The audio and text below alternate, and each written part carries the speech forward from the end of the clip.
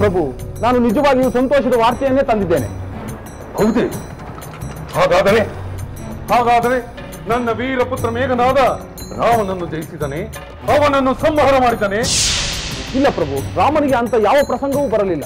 ಅಂದರೆ ಲಕ್ಷ್ಮಣನ ಮೇಲೆ ವಿಜಯ ಸಾಧಿಸಿರಬೇಕು, ಅಥವಾ ಅವರ ಇನ್ಯಾವ ವೀರರನ್ನು ಅವನು ಸಂಹರಿಸಿದ? ಇಲ್ಲ ಪ್ರಭು, ಅದಾವುದೂ ನಡೆದಿಲ್ಲ. ಲಂಕಾದಹನ ಮಾಡಿದ, ನನಗೆ ಅಪಮಾನ ಮಾಡಿದ ಹನುಮಂತನನ್ನು ಸಂಹರಿಸಬೇಕು ಅಲ್ಲವೇ? ಇಲ್ಲ ಪ್ರಭು. ಎಲ್ಲವೋ ದೂತ, ನನ್ನ ಪುತ್ರನ ವಿಜಯದ ಸುದ್ದಿಯನ್ನು ಹೇಳುವನೆಂದೆಯಲ್ಲ, ಅವನು ಯಾರ ಮೇಲೆ ವಿಜಯ ಸಾಧಿಸಿದ? ಹೋಗಲಿ, ಸುಗ್ರೀವ, ಜಾಂಬವಂತ, ಅಂಗದ ಇವರುಗಳ ಮೇಲೆ ವಿಜಯ ಸಾಧಿಸಿದ್ದಾನೆ? ಇಲ್ಲ ಪ್ರಭು, ಆ ಯಾವ ವೀರರು ಸೋತಿಲ್ಲ. ಯಾರಿಗೂ ಸೋತಿಲ್ಲವೆಂದರೆ ಅವನಿಗೆ ಯಾರ ಮೇಲೆ ಗೆದ್ದ? ವಾನರ ಸೇನೆಯನ್ನು ಸೋಲಿಸಿದ ನಿಮ್ಮ ಪುತ್ರನ ಪರಾಕ್ರಮಕ್ಕೆ ಶತ್ರು ಸೈನ್ಯ ದಿಕ್ಕಾಪಾರಾಗಿ ಓಡುತ್ತಿದೆ ಪ್ರಭು. ಸಾಕು, ಇದೊಂದು ಮಹಾಪರಾಕ್ರಮವೆಂದು ಹೇಳಲು ಬಂದೀಯ? ನಾಚಿಕೆಯಾಗುವುದಿಲ್ಲವೇ ನಿನಗೆ? ಇನ್ನೊಮ್ಮೆ ಇಂಥ ಕ್ಷುಲ್ಲಕ ವಿಷಯವನ್ನು ಹೇಳುವ ಬಂದರೆ ನಿನ್ನನ್ನೇ ಕೊಂದು ಬಿಡುತ್ತೇನೆ. ಹೋಗು, ಶತ್ರುಗಳಲ್ಲಿ ಯಾರಾದರೂ ಪ್ರಮುಖ ವೀರರು ಪರಾಭವ ಹೊಂದಿದರೆ ಅದನ್ನು ಬಂದು ನನಗೆ ತಿಳಿಸು. ಹಾಗೆ ಆಗಲಿ ಪ್ರಭು.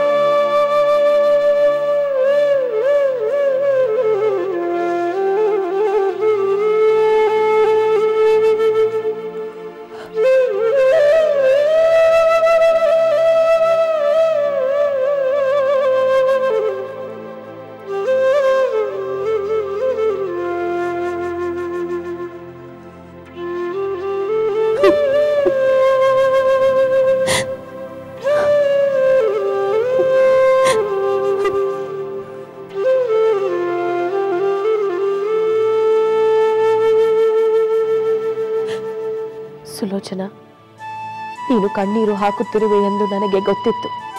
ಅದಕ್ಕೆ ನಾನು ಇಲ್ಲಿಗೆ ಬಂದೆ. ಅತ್ತೆಯವರೇ, ಯುದ್ಧ ಭೂಮಿಯಿಂದ ವಿಷಯವೇನಾದರೂ ತಿಳಿಯುತ್ತೆ? ನಿಮ್ಮ ಪುತ್ರ ಕ್ಷೇಮದಿಂದಿರುವರು ತಾನೆ? ನನಗೆ ತಿಳಿದ ಸುದ್ದಿಯ ಪ್ರಕಾರ ಇಲ್ಲಿಯವರೆಗೂ ಇಂದ್ರಜಿತುವು ಕ್ಷೇಮವಾಗಿದ್ದಾನೆ. ಅವನಿಂದಲೇ ವಾನರ ಸೈನ್ಯಕ್ಕೆ ಅಪಾರ ಹಾನಿ ಸಂಭವಿಸುತ್ತಿದೆಯಂತೆ. ಅಂದರೆ ಅವರು ಅಜೇಯರೆಂದು ಹೇಳಿದ್ದು ನಿಜವೇ? ಸುಲೋಚನಾ, ಇಲ್ಲಿಯವರೆಗಿನ ಎಲ್ಲ ಯುದ್ಧಗಳಲ್ಲೂ ವಿಜಯ ಸಾಧಿಸಿ ಇಂದ್ರಜಿತುವು ಅಜೇಯನಾಗಿದ್ದಾನೆ. ಆದರೆ ಎಂಥ ಅಜೇಯನಾದರೂ ಯಾವುದೋ ಒಂದು ದೋಷದಿಂದ ಕುಸಿದು ಬಿದ್ದು ಹೋದ ಹಲವು ಉದಾಹರಣೆಗಳಿವೆ.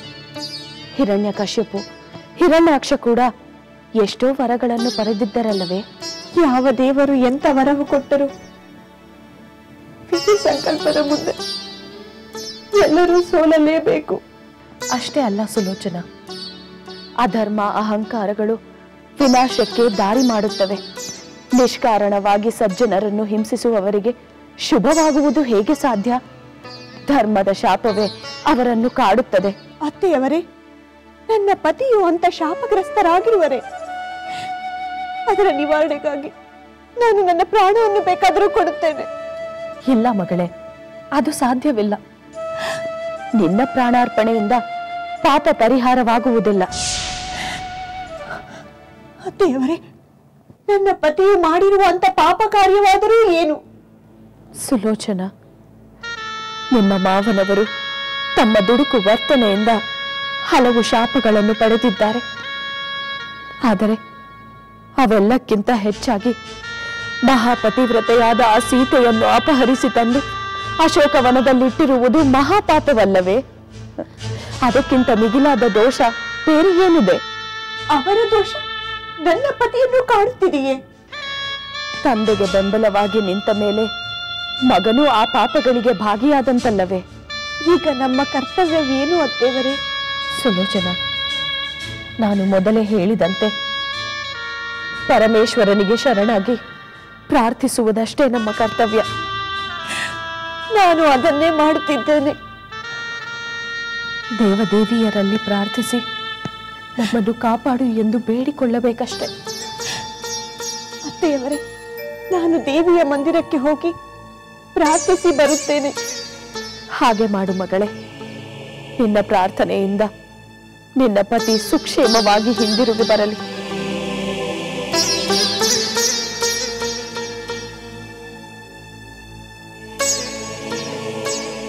ಅತ್ತೆಯವರೇ, ಆಶೀರ್ವದಿಸಿ. ಮಂಗಳವಾಗಲಿ.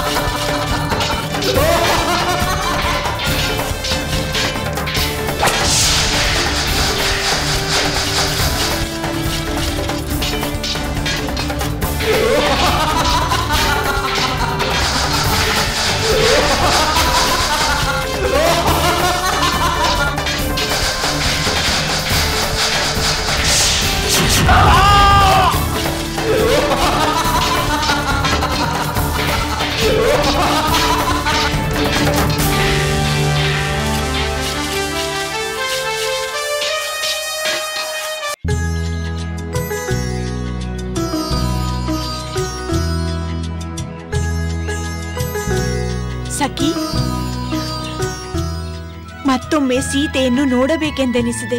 ಕಂಡವರು ಯಾರಾದರೂ ಲಂಕೇಶ್ವರನಿಗೆ ಹೇಳಿದರೆ? ಯಾರು ಹೇಳುತ್ತಾರೆ? ನಡೆ ಹೋಗೋಣ. ಮತ್ತೊಮ್ಮೆ ಮರೆಯಲ್ಲಿ ನಿಂತು ನೋಡೋಣ.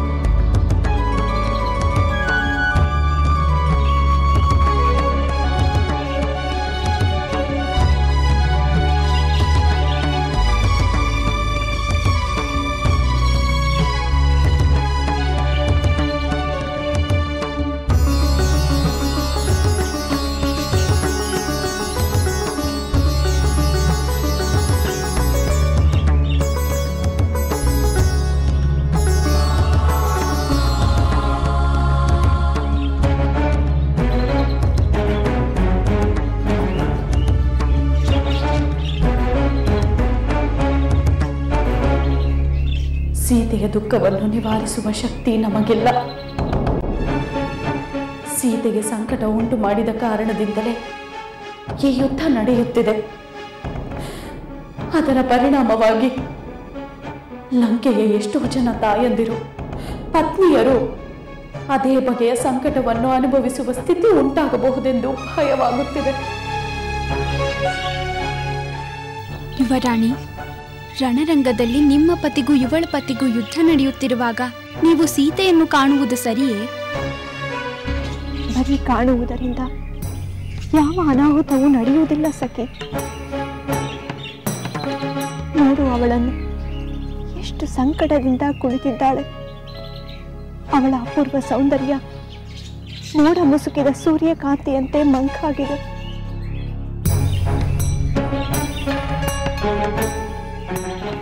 ನಿಮ್ಮ ಮಾತು ನಿಜ ಯುವರಾಣಿ. ಸೀತೆ, ನೀನು ನಿಜವಾಗಲೂ ಪತಿವ್ರತ ಶಿರೋಮಣಿ. ನಿನಗೆ ನನ್ನ ನಮಸ್ಕಾರ. ನಿನ್ನ ದುಃಖ ನನ್ನ ಪತಿಗೆ ಶಾಪವಾಗದಂತೆ ಅನುಗ್ರಹಿಸು. ಯುವರಾಣಿ,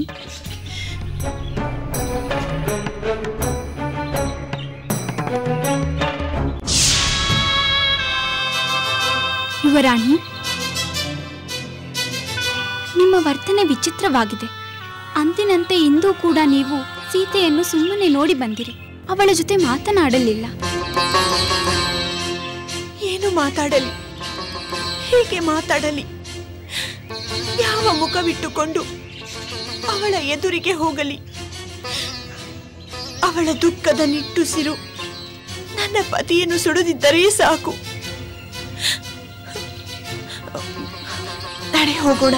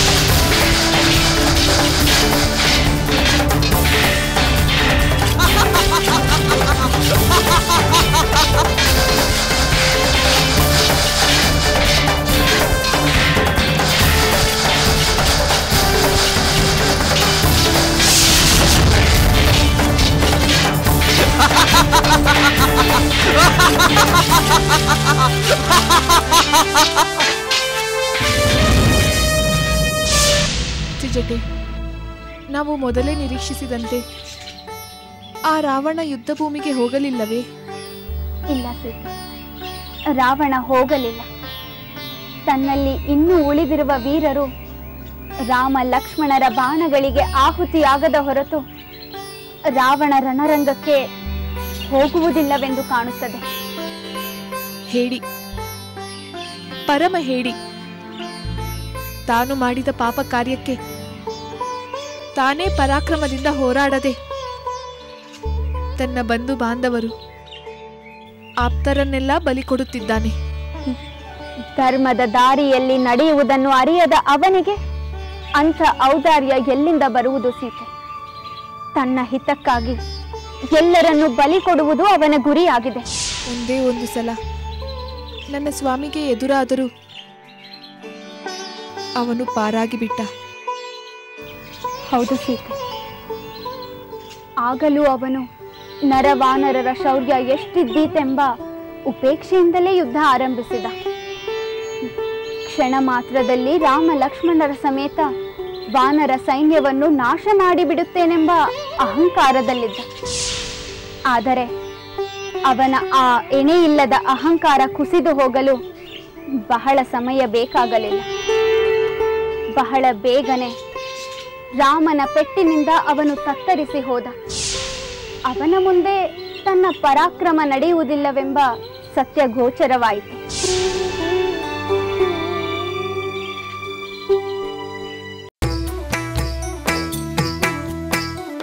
ಲಂಕೆಯಲ್ಲಿನ ದುರುಳ ದರ್ಪವು ಸೀತೆ ಸಹನೆಗೆ ಸೋತಿತು.